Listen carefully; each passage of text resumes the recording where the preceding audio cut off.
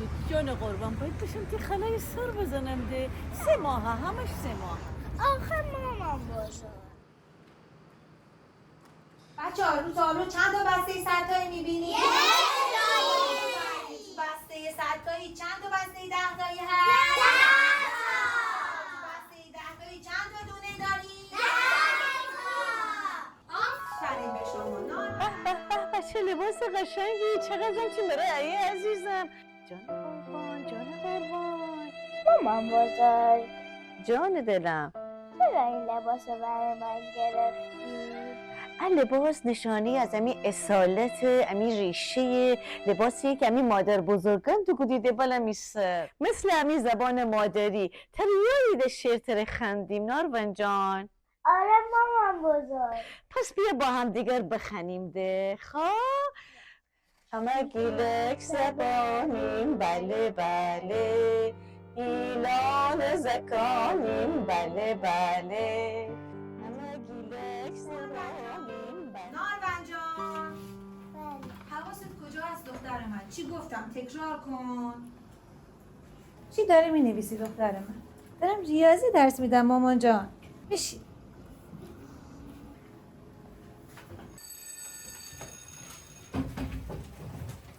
استاد شما رو بگفتیم امروز تشریف ببرید درباره ماری زبان روز داره ایتا برنامه دیچین بچین بکنیم. خیلی هم عالیه. هم باعث بگی مدرس دیگر رو الگو فکریدی ماری زبان رو حق سعی کنیدی. خیلی عالیه.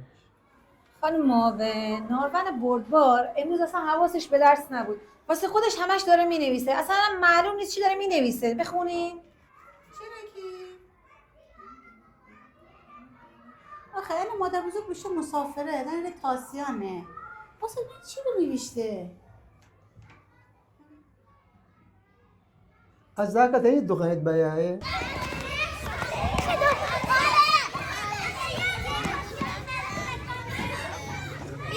دختر گلم نارون بردبار تشریف بیارن دفتر. خانم اجازه. بیا برم نیست جان تو قربان. سلام نارمن جان. امی بره بخن تنی بخنی. بله. همه گیلک زبانیم بله بله، گیلان زکانیم بله بله. آفرین آفرین. انا خودت بنوشتی؟ نه اینو همیشه برام مادر بزرگم میخونه. عزیزم. خانم معاون انا ایدی ایسی که ما دنبال گردسیم روز ماری زبان رده. انا ما چه چکم واگون کنم. هایم اجرا کنیم. خیلی هم عالی. چی به نظر چیزه؟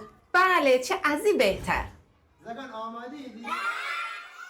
اما گیلک زبانیم بله بله، گیلان زکانیم بله بله، همه گیلک زبانیم بله بله، گیلان زکانیم بله بله، همه شهر و زبان دوست داریمی بله بله، همه دشت و دمان دوست داریمی بله بله، همه شادی مگر مردم ایران، همه شادی مگر مردم ایران، همه تا شاد ببید خرم و خندان بله بله بله بگیم با همه مردم گیلان و گیلک زبانان. گل